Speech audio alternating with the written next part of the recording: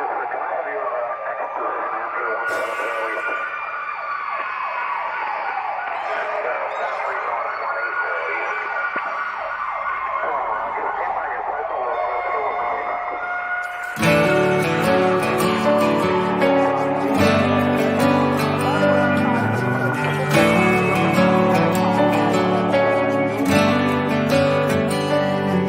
was a dark and stormy night, nor'easter rolling in. It's a long 12 hours, the power's out again. I pray for inner strength and that we don't lose no lives. Just another day in the first responders' eyes. Half a cup of coffee's gone, the first run comes in. A car slid off the road, there's a family trapped within. My heart beats like a hammer, I can barely catch my breath. I'm thinking the worst and hoping for the best.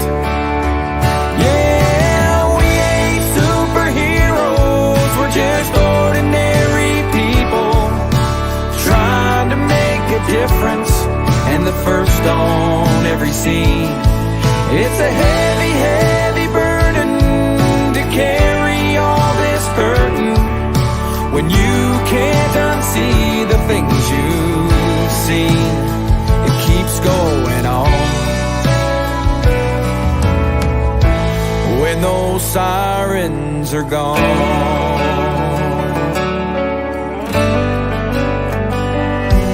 Now my shift is finally over, I gotta deal with what's mine and try to find a way to leave those tragedies behind. So I hug my 2 children, I kiss on my wife. Just another day in a first responder's life. Yeah, we ain't superheroes, we're just ordinary people trying to make a difference, and the first on every scene.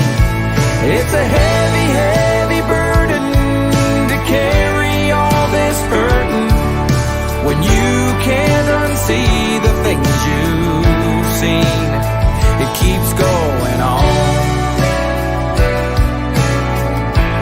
When those sirens are gone.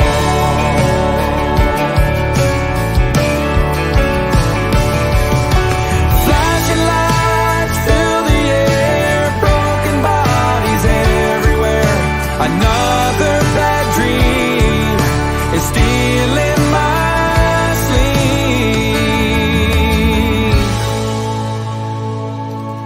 'Cause we ain't superheroes, we're just ordinary people trying to make a difference, and the first on every scene. And it's a heavy, heavy burden to carry all this hurting when you can't unsee the things you've seen. It keeps going on. When those sirens are gone, it keeps going on. When those sirens are gone.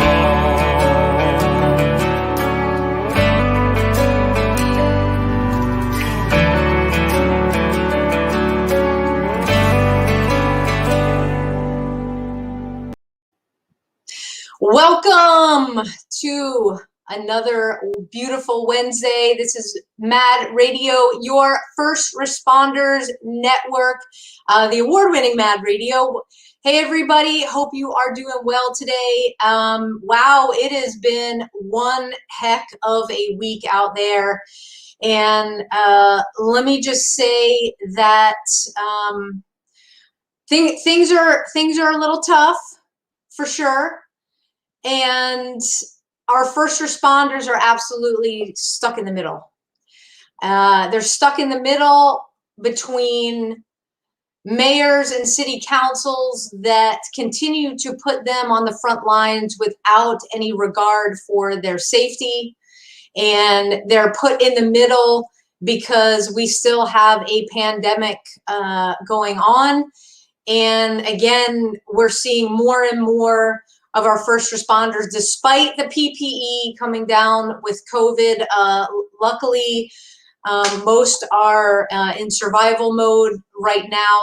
They're getting the drugs and the over-the-counter stuff that they need, but we've still got 6 suicides so far. 6 suicides, and it's gut-wrenching. It's heartbreaking that we still don't have the details about the police officer at the Capitol. Things are still under investigation coming out. And so right here on Mad Radio, as we do every week, we've got to come together. We've got to talk solutions. And tonight is no different. You guys are, it's a special treat. I am so completely honored to have this gentleman with us tonight. He kicked my ass in training of firearms in the Secret Service Academy. Bill O'Rourke was born and raised in Union, New Jersey. Hello, New Jersey, listening and watching out there. And he is, well, let's just say that Bill's somebody that, you know, if you needed some taken care of, you won't see it coming. Okay, let's just say that. Everything firearms related, from after he graduated college from 1980 to 1991, he's been in the gunsmithing industry, from custom guns to working in gun shops, and he became in 1991 an equipment specialist in small arms and ammunition with the United States Secret Service. His main function is to support the Secret Service counter sniper team. Yes, I did say counter sniper team, and let's see, I got to get my finger right. That patch right there. That's the CAT team, one of my favorite Secret Service patches. He also does the evaluation of all Secret Service ammunition. And like I said, he's all around badass. It'll stand behind you at the range and say, stop anticipating, you know, use your sight. I remember that front sight. I still, you know, the way I teach shooting is the way I learned from Bill and the incredible team that he has out at Beltsville. So we're going to get into the Secret Service. All right. We're going to get into busting through myths. The line is completely open in terms of comments. So if you guys have a question, I will see them. I will read them out. And those questions that Bill can answer and comment on, he will. Those that he can't, he won't. But let me tell you some of his shooting accomplishments. And I think we're having some technical difficulties here. His shooting accomplishments are like really intense. We're talking stuff over 1,000 yards and more, and from, you know, 4-man national record to police national records. All these, I mean, I could just read the entire list. Record, trophy winner, champion. Like I said, you won't see Bill coming if he needs to take care of business, and he's just the kind of guy we want on our side. So without further ado, Bill, welcome to the show. Here. All right. We have that weird stuff going on with the camera. Okay, there you are. So, you know, I just, your bio is incredible. I remember everything at Beltsville, what you guys taught me. I bring it to other people now to help them feel safe, help them feel secure. Let's put some myths to rest as it comes to January 6th, because that's still on people's minds right now. One of the questions that I got asked, that I asked you, was the Secret Service at the Capitol at all? No, we didn't have any people at the Capitol that day. We were basically protecting the House, the White House. It's typically not us. It's the inauguration or the president's going to do a movement of the president over to the House. Right. Okay. So everybody, you heard it. You heard it right here from the Secret Service. We were not at the Capitol. We had nothing to do with that. When Bill says the House, we're talking about the White House. Let's talk about another myth, another question that came to me. Sam, what was the deal with them taking down the flag and also the pictures of the flagpole on top of the White House?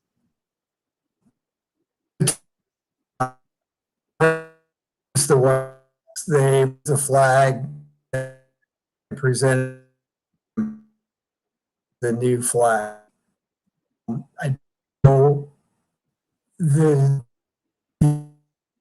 post or but it was back.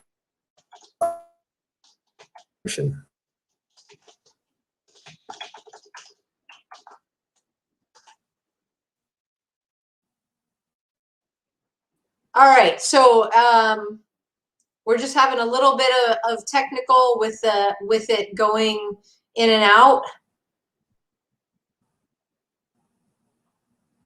And There. Okay, so I just put out for our folks asking if people are able to hear us. I'm just getting that camera going in and out. Again, I don't know if it's on my end or if this is internet. If again, guys, we're at the I'll call it we got to run on internet to get this stuff out to you. So if you guys are not able to hear, could you please post a comment, give me a thumbs up, thumbs down, because I want to get this information out to you. Again, what Bill said is, we take the flag down. There's nobody in the White House. Put the flag up when the House is when they're in res. Somebody's saying they can hear me, but they can't hear Bill. Can somebody else comment and let us know that you're able to hear us? All right, so let's continue on. So we got that myth. Is like there was nothing to the flag being taken down. Every eyes were on the White House. That is absolutely normal.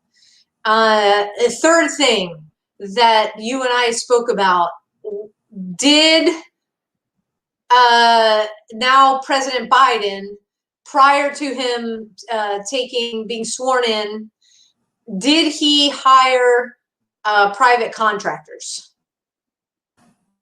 No, that was secret. As a fact, when Trump was first coming, private contractors, he was told to be an option for total control.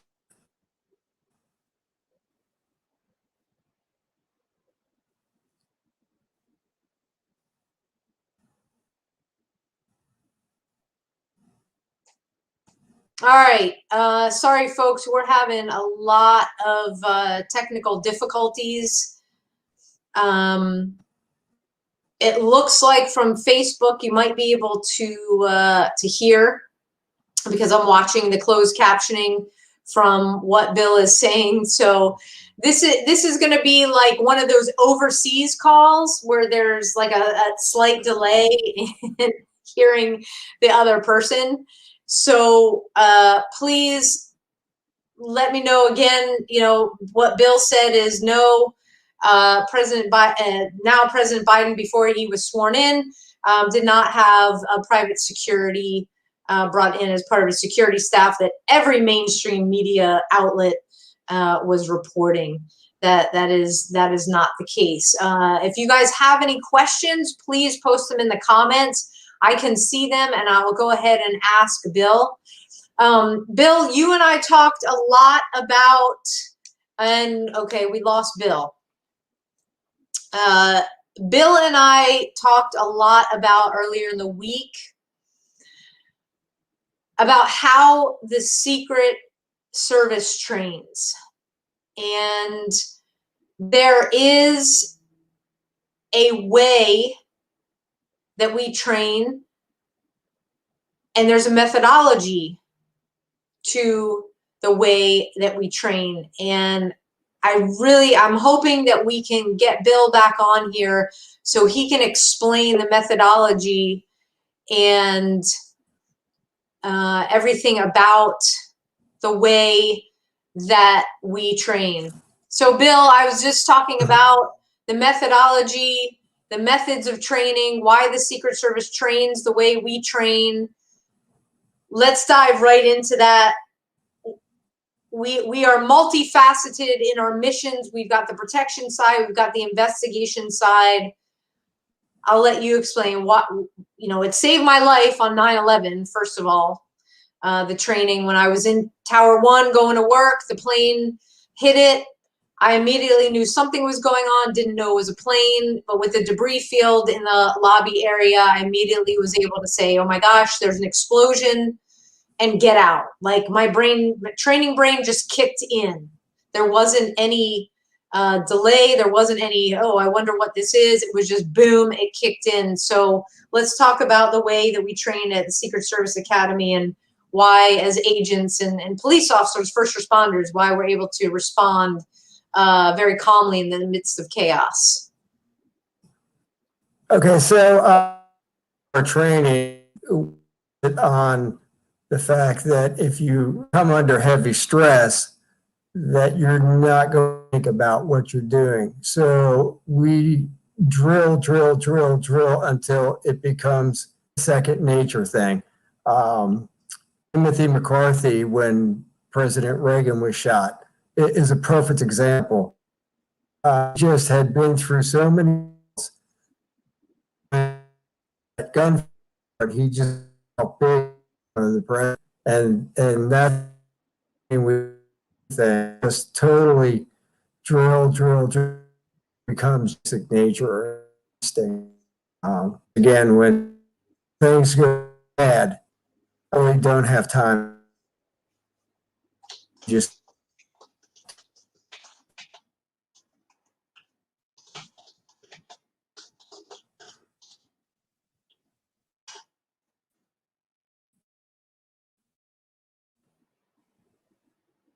all right. So we've got, again, that delay. I'm thinking maybe, Bill, if you want to take out your headphones, I'm thinking maybe the headphones has something to do with our connection. People are saying that they can hear me, but they can't hear you. I'm wondering if it's maybe the headphones. I don't know. I'm not sure what's going on at this point. Let's say unplugging stuff. That might work. So yeah, it's important if you go back to watching any of the video on the assassination attempt on President Reagan, you see McCarthy do exactly what we're trained to do. And even though the president took a bullet, everything worked out okay. Thank goodness. And, let's go right into what the agents experienced afterwards, because, this is what we trained to do, and a bullet got through, and yeah, how was the mindset trained? About mind is important. Psychologists on staff, work with people if there's kind of situations, but we can train the mind to be prepared, kind of thing.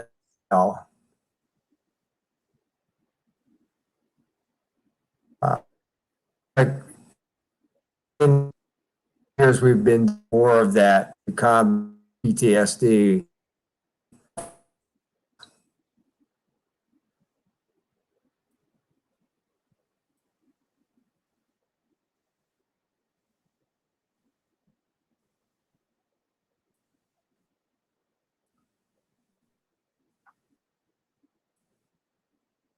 All right. Yeah, sorry, Bill, you froze up again. Not quite sure. We had this going well during the daytime. I'm thinking that people are just smashing the internet tonight, and we've got some interference going on. Somebody is asking, can he call in on the phone and put him on speaker? I don't know if that will work. We won't have Bill on camera with that able to talk. Let's do this. Because if I turn my speaker off, I won't be able to talk back with Bill, and there might be some feedback, but we certainly can try. Bill, do you want to try muting your computer? And oh, I can't have him call in. You can call my phone. I can text you my best number here. Let's try this. So if you want to mute me on your side, and I just texted you my phone number, and I can try and put you on speaker from over here so we can have a conversation. Hopefully we won't have feedback. Let's try this.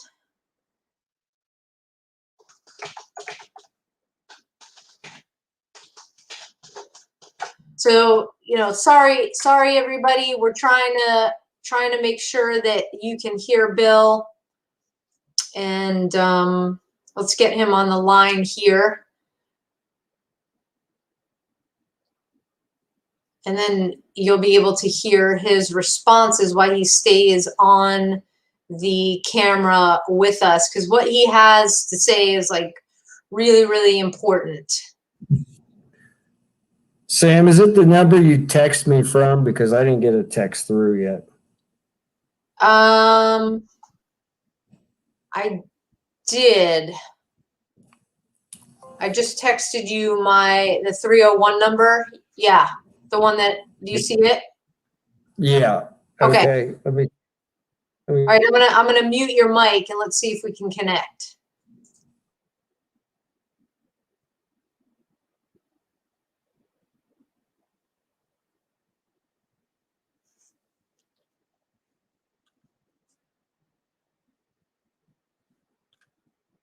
All right, I'm gonna put you on speaker.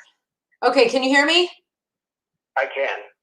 Okay, folks, I got Bill. We're gonna keep his camera up, but we gotta do the show.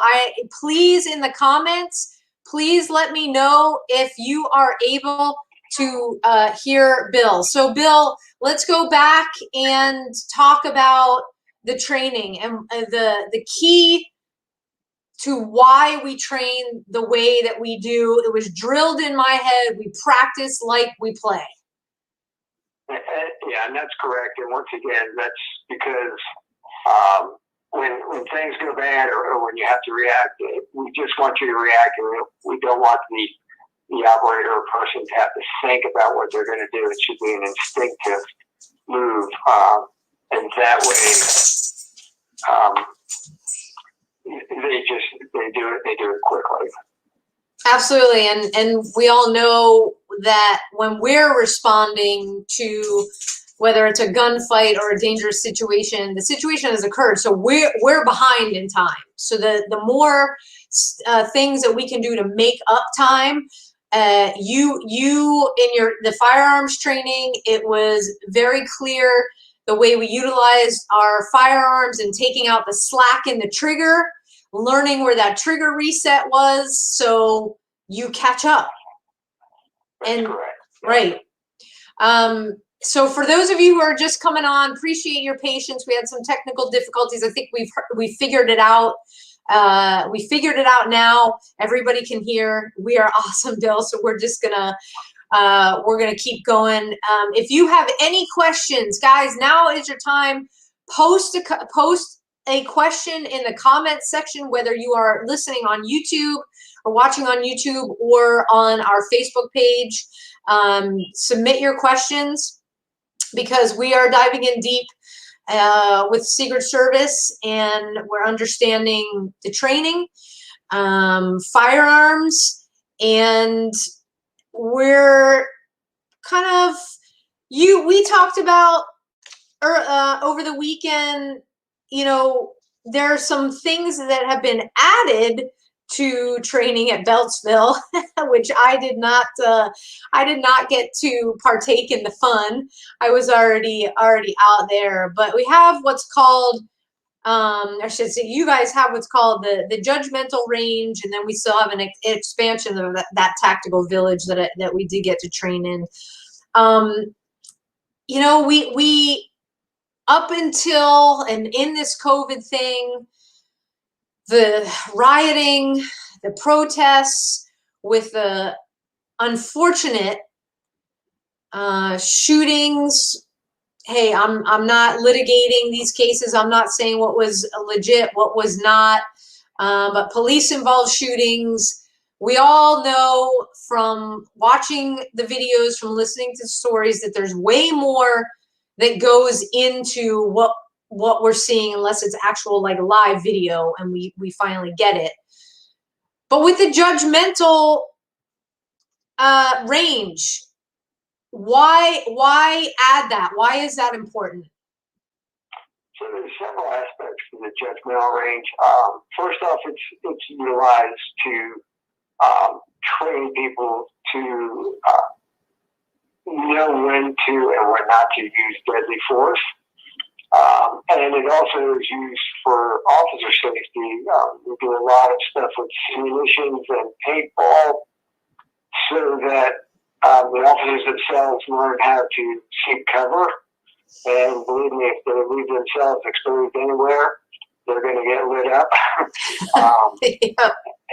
And also, you know, how to deal with situations where you're being shot at, and to cover, and when to shoot and when to not shoot. So a lot goes into it. How to work as a team goes into it, because there's often 3 or 4 officers at a time in an area. And then, you know, the specialized teams, obviously, they work a lot more together as well. Mm-hmm.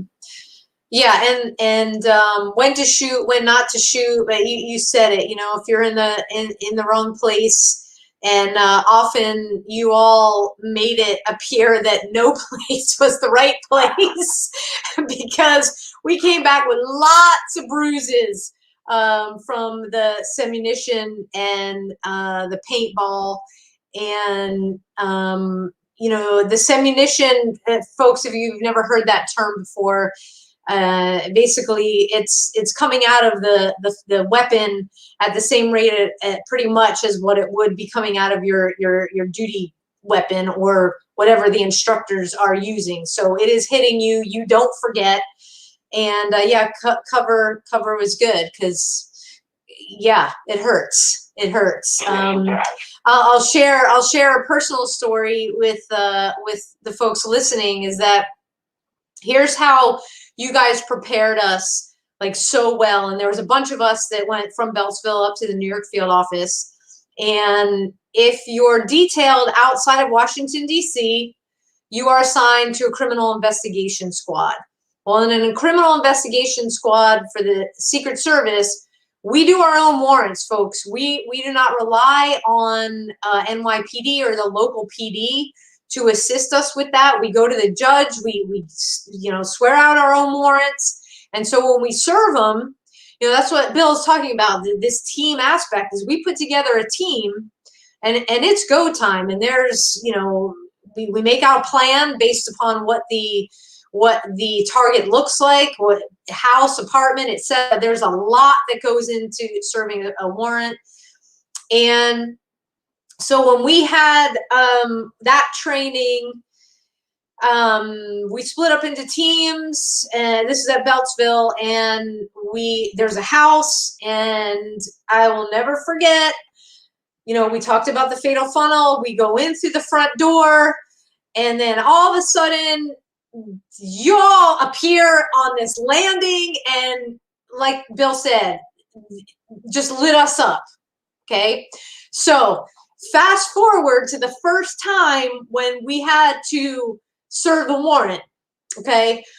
I didn't sleep the night before. I'm like throwing up because what you have in the back of your mind was, oh my gosh, you know, in training, we got severely mortally wounded, or, you know, if it was real life, we would have been taken out. And we need to not let that happen in real life. We all need to go home. So I would imagine it wasn't just me. It's taking a pause. It's understanding, hey, the training prepared us for this. It wasn't that the instructors were just trying to hammer us and, you know, shoot us with the simunitions and the paintballs all the time. It was for us to learn not to be in those situations. Recognize, hey, this is not where I want to stand. Oh, I want to go along this wall. Oh, if I go here, he shot at me and he missed me. That was our first warrant. We hit the door, boom, we go in, we get the guy. Of course, there's guns and drugs and everything that that we did in New York City, but everybody came out okay. And it's a credit to Bill, you and your training staff, of the stress and the trauma that you left us with. And I say trauma with a smile because it's exactly what the first responders need. There is no half-assing training, because if you do it and your mind's not prepared and your body's not prepared, that's when people get hurt. That's correct. And that's what it's all about, is preparation. And with the proper training, the proper preparation, you know, we've done all we can to diminish the threat that there is. I mean, obviously, you're never going to remove it. There's always going to be that threat, but our training allows us to minimize that as much as possible, to get in, get the job done, and get out without getting injured. And injury, you know, a lot of people know that we wear body armor. It looks a lot different from the specialized team, like the CAT team and different emergency response team that's much more beefed up, that they, some of them wear on the outside of their uniforms, versus the agents where we have it on the inside. Talk a little bit about, you know, the body armor. Yeah, so basically when it comes to body armor, there's two different kinds. There's soft armor that typically most police officers wear. It's much more comfortable. It's something that you can wear on an 8 or 12-hour shift, getting in and out of vehicles, be able to move pretty easy with it. It's not very heavy. It breathes well. The tactical teams wear a heavier, it's actually ceramic plates that they use on the inside. They protect to higher levels of firearms than the soft armor does. But they both have their place. It just depends on what kind of situation you're going into, what we would suggest you would wear. Absolutely. And Bill commented, the more you sweat in training, the less you bleed in combat. Amen. Yes. Yes, yes, yes. All right, so let's go into, because we opened the door to job roles and functions. So the Secret Service is made up, we have a uniform division and we have an agent division. And the agents do not wear uniforms. It's the guys and the gals. They often have the dark suits, the sunglasses. Sometimes you see their weaponry if they're, you know, on a motorcade and stuff like that. Sometimes you don't. Let's talk a little bit about that, because everybody's now, oh, we just lost Bill on camera. We lost you, Bill, on camera, but I still have you on the phone. So let's talk about the Secret Service as a whole because everyone now is looking at the movement of a motorcade. So we have the presidential limo, we have the black Suburbans, we have the lead vehicles. Let's talk about that and the roles of who these Secret Service folks are. So let's start at the White House. Okay, so at the White House, the majority of the people that you're going to see are going to be uniform division officers. So the uniform division, basically they work in the D.C. area or out of the D.C. area. You're stationed there for your entire career. So the uniform division has, you'll see them on the White House grounds. They also have some specialized teams. So we have K-9 units. Those will be uniform division people. We also have the emergency response team at the White House, and those are uniform division people. We have the counter sniper team, which is based out of D.C. They travel all over the world. Those are uniform division people. And then, of course, uniform division people will also travel quite a bit doing like magnetometers when protectees go to big events or outside of the area itself. And then we also have agents who are at the White House. We always have agents on staff. And they have different roles and functions depending upon what the president is going to do, where he's going to go. For instance, if the president is a very active president, like when Bill Clinton was in office, for instance, he would often go jogging. So they would have a team of agents that would have to go out and go jogging with him. So it just depends on what's going on that day, what they do. The agents, on the other hand, they do protective details. So we have field officers in every state in the United States, plus quite a few areas around the world. They do protective details when a protectee would be coming to that country, if they're out of the country, or to that state, they help out. But then they're on criminal investigation for the rest of the time when they're at a field office. And Sam can really go more into that than I could because she actually worked out there in the field. And people don't realize that they think about protective details, but counterfeiting is a large part of what we do, and electronic money frauds as well. That's right. Because if people don't know why the Secret Service was created, we were not created to protect the president. We were created to combat the counterfeit money coming through out of the Confederacy in 1865. I think I have my history right. Is that correct? That's correct. Yeah. All right. That is correct. 1865. All right. So that's. Do you know when? I should probably know this, but I don't. When did we transition into taking on the role for protection? Oh, I don't know that off the top of my head. I want to say it was around the time of Grover Cleveland. Okay. There was an attempt on him, and then that's when they first decided to start doing some of the presidential protection. All right, so there you have it. Yeah, that's some major history there. And we were also, because of the money, created by and went into as part of the Treasury Department. So that's where our powers came from up until 2001. September 11th, 2001 changed. It changed the face of America, the face of law enforcement. Certainly in America, the entire first responder EMS community in America, the way that our airports operated in America, the way that our financial institutions in terms of security set up, and we can go on and on and on. And the biggest change for the service was it's being moved to Department of Homeland Security. Now, that changed a lot, but in a way, the service still got to be kind of do their own thing and still carry out the mission, correct? That's correct, yes.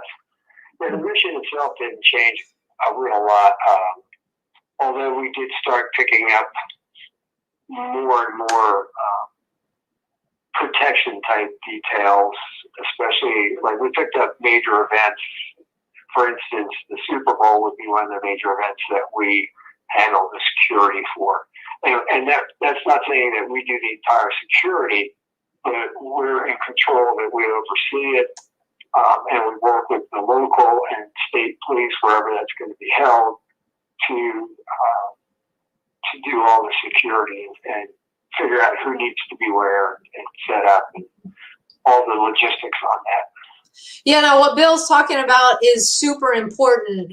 When I left the service, we were about 3,500 worldwide. We're now 7,000 worldwide. Still the smallest by far federal law enforcement organization. And so what Bill just said in terms of working with other agencies, that's the only way that the Secret Service can get big events and big things done. We could not have done our jobs in New York City without the NYPD and the New York City Fire Department. It was impossible. There were not, we had one of the bigger field offices, but we were spread out. Everybody in the field office did not do the same detail. We're not on the same event. So we rely on these outside agencies to always assist. And that's where I think, and I want people to understand that, it's from the movies and too many books and stuff that we're kind of out there, and it's like, oh, here's this, big federal agent, the ego comes in there. And yes, while it may appear like that, it really isn't. It really isn't. We are an agency that prides ourselves on cooperation, on working together with the locals, because we see everybody as playing on the same team to make the event a success, especially something like the Super Bowl.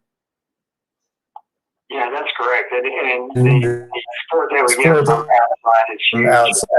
So we strive all the time to make sure that we're having good relations with outside agencies and police departments. Yeah.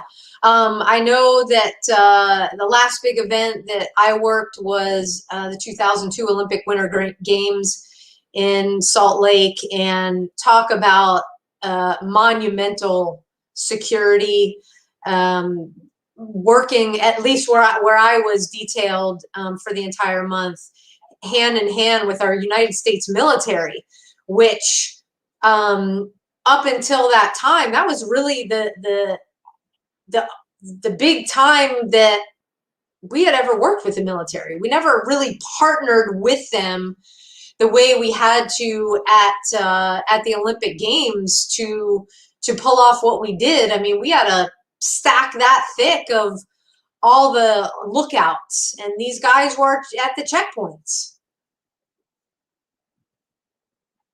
Yeah, and the other thing that there's a lot of opportunities in the Secret Service also for civilians. We have a very large technical security division. There's just so much that goes into setting up for these large events. I mean, we have people that are going out weeks in advance and doing electronics and setting up TV screens so that everybody can see what's going on, and huge control centers and communications, and a lot of that, although it's all coordinated basically through the agents, there is, like I said, quite a few civilian personnel that are very active in making these things happen as well. Yeah, TSD, man, they had the fun gadgets. I'll tell you what. we got to spend an afternoon when we first arrived in New York field office. We were the green ones. We got to go downstairs to the basement and go through all the toys, and it's like, wow, these guys kind of like have a really cool job. I mean, I know we're agents and stuff, and we got big guns, and but when it came down to investigations and you needed stuff and protection side, Whew, they were there, and it was amazing. Yeah, and a lot of work goes into all of that. And behind the scenes things is huge, and that's what people really don't see. They see the kind of the glamour side and not all the behind the scenes work that goes into making all these things work. Right. They get to see the event take place. They get to see all of us in position, and then the certain ones of us they never see, but those people always see what's going on. That I'll just explain it that way. And you know, from the minute you get the schedule from the detail to after the event is over, everything in between, it is a non-stop race to get things in place, because we're talking about, you know, people's lives at risk, and we evaluate the risk based upon the protectee. In New York, we had a great wide variety from the President of the United States to the foreign dignitaries. Some of them more controversial than not. Some of them weren't even known, and just by the sheer fact of us having a detail with them, it brought more attention to them, if you will, rather than letting them kind of just walk around and nobody would know who they were. But yeah. And kind of on a side note to what you were just talking about, another function of the uniform division is we do all the outside security for all the foreign missions in DC. Right. And so those are the foreign missions. Those are where people would see our cruisers that have the badge on it that say United States Secret Service, correct? That's correct, yes. Okay. So now everybody's going to be looking. If you're watching this, you're in DC, you know, you're going to be looking at for all these vehicles. Oh, I know what that means now. And it's kind of cool. I mean, the one thing that I always liked is I had the opportunity to work President Bush's ranch here in Texas, in Crawford, and the security and everything that went into that. Yeah, everybody wanted to know, and it's like, well, there was a lot. That's about all I can say. There's a lot, and you're not getting in. And yes, there were cows and wildlife and lots of different noises. And in my book, there's a really funny story that I have in there with one night we had to contend with a bobcat that we think it was a bobcat that kept tripping security and driving us all crazy.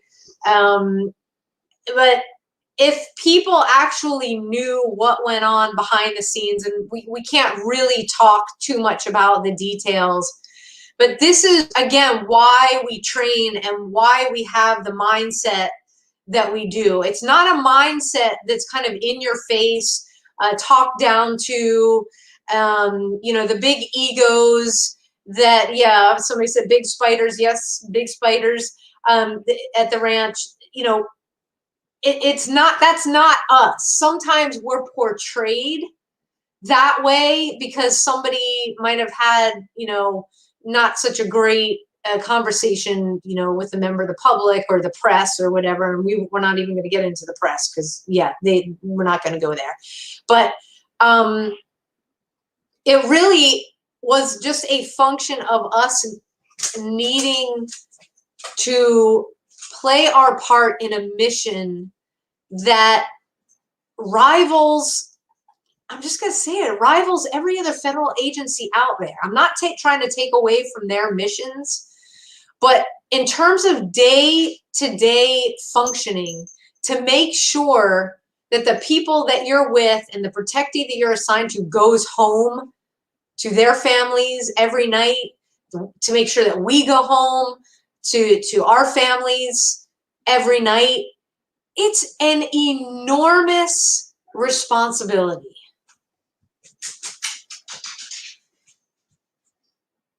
Yes, it is. And I got to give everybody, I think, pretty much that I work with is 100% committed to that entire mission.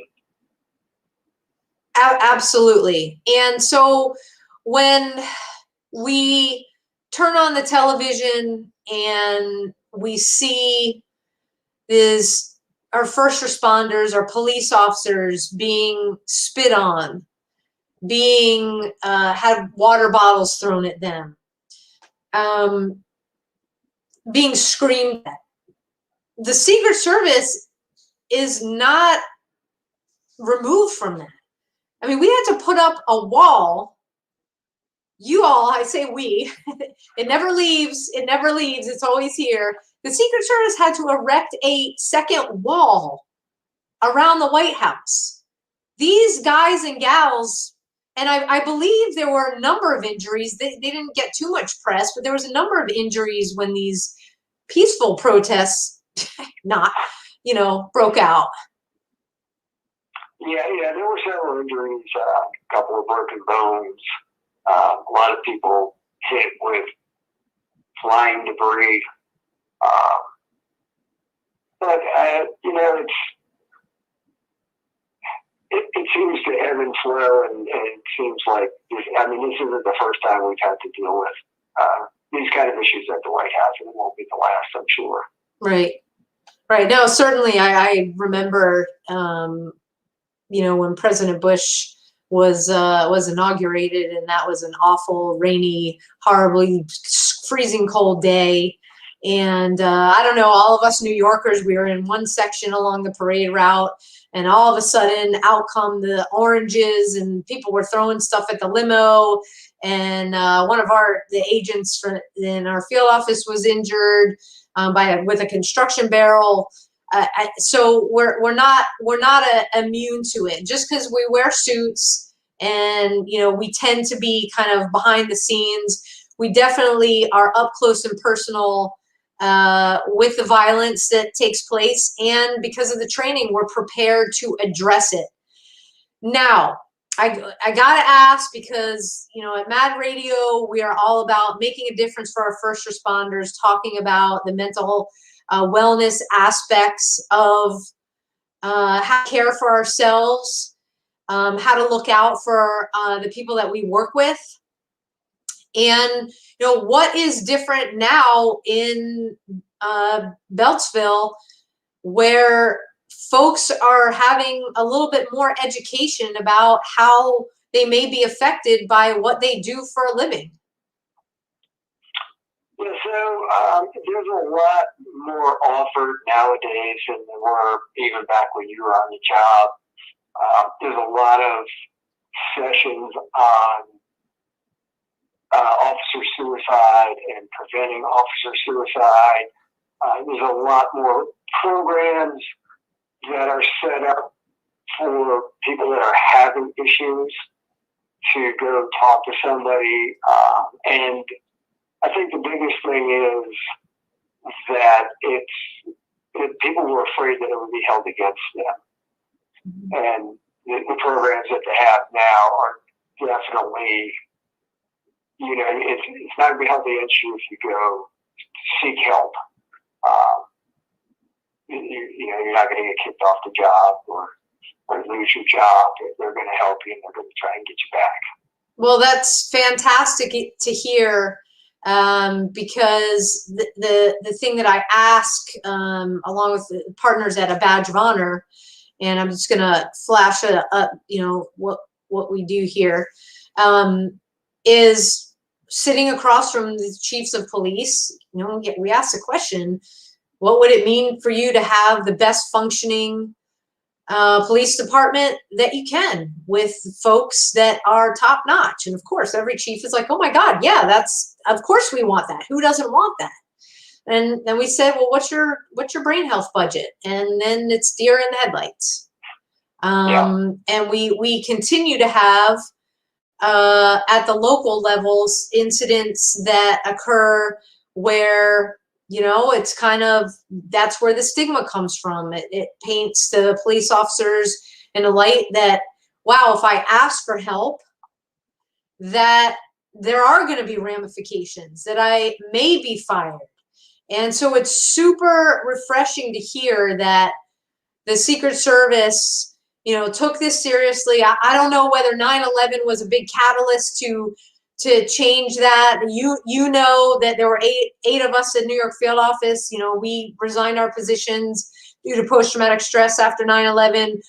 The SAC of our field office got transferred. I mean, so it was really traumatic for what was New York, the second largest field office for the Secret Service. And so I'm really, it's really a great thing to hear that is the case. Yeah, and I think, you know, there's just a lot more awareness about it nowadays. So the service does really try to make sure that, you know, everybody's health is good. And they know that there's a lot of stress on our job. You know, I guess, you know, like one of our biggest things is a lot of growing pains as far as, you know, we're trying to expand the size of the service. We want to get up to 10,000 plus gun carriers. And there's a lot of times, as you know, campaign years are always tough. This one was actually one of the easier years because the amount of campaigning just wasn't there because of COVID. But in years past, just the amount of overtime hours that people were working was huge, and it takes a toll on people. Oh yes.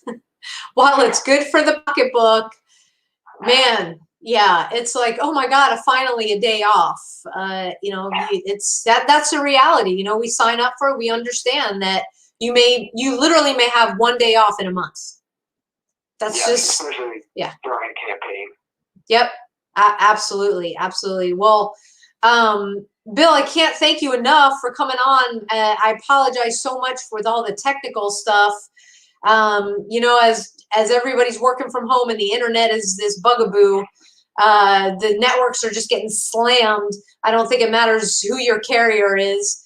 It just is the time of the evening when things go a little haywire. So I appreciate your patience. I appreciate everybody's patience who's listening and watching. And we were able to thank you, Vicki, for like, hey, have Bill call in on the cell phone and do it. Hey, right? We adapted and improvised, right? And we overcame. That's it. That's what it's all about. If this doesn't work, if you can't go right, then you go left. And if left doesn't present you with other problems, then you got to switch it up and move in a different direction again. So we're used to that. Guys, if after the broadcast ends, this is up on our Facebook page, Mad Radio Facebook page, as well as our YouTube, which is Mad Radio Texas on YouTube. While these are up, you can of course ask questions, but even when they go into and are uploaded onto our page, you can comment. You can ask questions. I'm always looking and watching if there's a question I can't answer. Of course, I'll go back to Bill and get the answer for you. But Bill, any parting words for our audience and the first responders listening? I just want you guys to train hard, train well, stay safe. Amen. Amen to that. For sure. Well, you keep training hard, Bill, and you keep being safe and doing the amazing things that you do, because, folks, I'll tell you, if we don't have instructors, we have masters of their craft who are teaching us at Beltsville so that we can perform the best that we're able to out, not only for our assignments and what we're tasked to do, but also for the community, because we do come into contact and have to work with community. We work with other agencies. And so a huge thank you to me. You're blessing every class that comes through Beltsville right now and beyond, and just keep up the phenomenal work. Keep building the very cool guns and shooting. Well, thank you. And if anybody is interested in coming on to the Secret Service, if they go on to the U.S. Secret Service webpage, There's a lot of information about the recruiting, what the requirements are, where to go to actually apply for the job, how much training you're going to get, what type of training you're going to get. It's all listed on the web page there. And what is the website? I'm going to put the URL in the comments. I believe it's www.secretservice.org. But if you just Google Secret Service, it will come up. And there's a career page on there for not only officers and agents, but for the technical support people as well. And like I said, there's information on the training, specific training you're going to get, what the specific requirements are to become an agent as opposed to a uniformed officer, and where to go to actually start your application. Okay, so I'm ready to sign up again, but I mean, there's like age requirement, right? There are age requirements. I'm not even sure what it is right now because they actually pushed it up. I think it might be 37 now. Oh, okay. All right. Yeah, I'm still, I still can't sign back up. But it was 30. You could apply if your 36th birthday, if you were already in training on your 36th birthday. So, okay, so they push it up one year. So folks, if you are looking for one of the most rewarding careers that you will ever have in your entire life, visit the Secret Service website, secretservice.org. They have a career page, and the cool thing is, like what Bill said, it'll be on there. It'll let you know what kind of training it's going to be, what it looks like. So it's not like you're going in not knowing what to expect. So it's a good thing. Well, thank you again, Bill, for being with us tonight, for putting up with the stupid internet, and I'll be in touch soon. Again, be safe. Okay, take care. All right. Take care, everyone. All right, thanks. All right, guys, that was an awesome show. Really, really appreciate Bill taking the time to be on with us this evening. Wish we had more questions for him. So if you want to still ask questions, it's not too late. You can put the questions in the stream right now. After the broadcast ends, you'll be able to comment and go in and see that on our page. Sorry, are some things going on in the background. So our YouTube page, Mad Radio Texas, okay? That's our YouTube page. If you're watching us on Facebook, it's at Making a Difference TX. We're also live broadcasting to a Badge of Honor, our other page. If you are a first responder and you are recognizing that you are in need of assistance, a badgeofhonor.com, you see it right here on the bottom of your screen. Go to the website, scroll down to our partners. You will see all the logos from all of our partners. They are in Texas, outside of Texas. Click the logo. It'll take you right to their page, right to their contact information. We understand that it's okay not to be okay. We just don't want you to stay there, and know that you have the outlets that you need outside of your agency, 100% confidential. So visit badgeofhonor.com right now if you are in need, and that's for families of first responders as well, because we can't leave the families out. If you are, like I started the show, crazy times, right? We have seen more changes in 1 week than we kind of know what to do with. I was joking with the legislator today. I take a rest and I wake up from my rest and like there's 5 new things, 5 new bills, 5 new executive orders, okay? What is coming out? Totally your opinion, whether you think they're thumbs up or thumbs down. I see a need for protection. That's for yourself, for your family. So visit carryintexas.com. That's carryintexas.com. Get yourselves trained up with your firearms. Get your Texas license to carry. We are there to assist you every step of the way with all important state paperwork as well.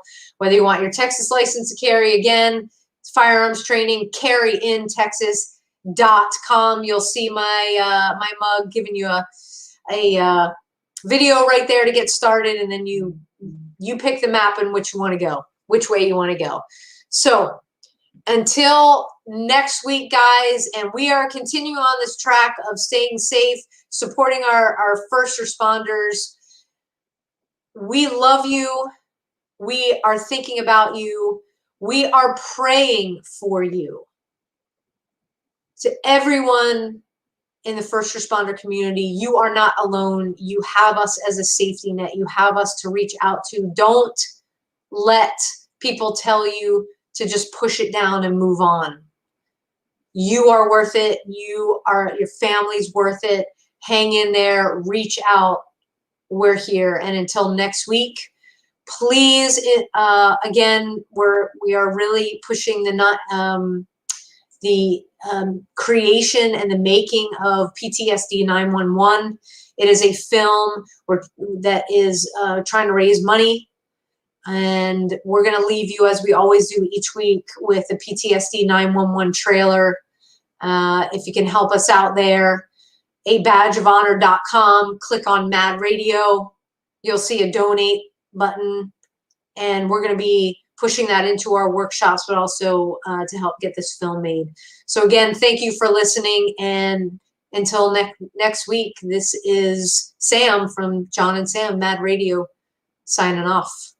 God bless everybody. After working for 20 plus years as a police officer, not having backup is kind of scary. While I was trying to heal from the traumas that had put me in the position that I was in, I suddenly lost all the support of all the guys I worked with.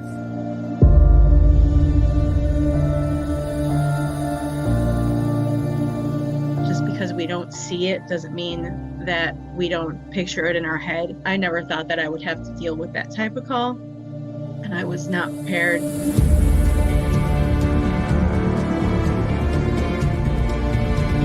I remember the moment I was like, okay, I was up all night. It was just trauma after trauma after trauma. You know, the novelty of the job wore off really quick.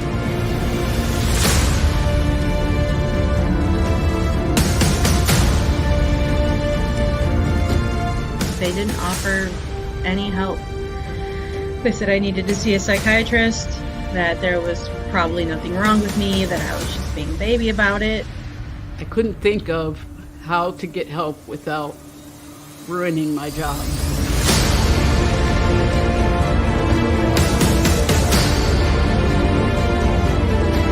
I know personally, on many occasions, that a police officer could go in and ask for help, and the chief would fire him. They forced me to resign because they just could not understand how that could have affected me, since I was just a dispatcher. I just thought to myself, if I can't do this job, what can I do? What else? I put all the eggs in this basket. Who am I if I'm not a firefighter? I have, 4 years till retirement, and I gotta be okay, and I gotta make it.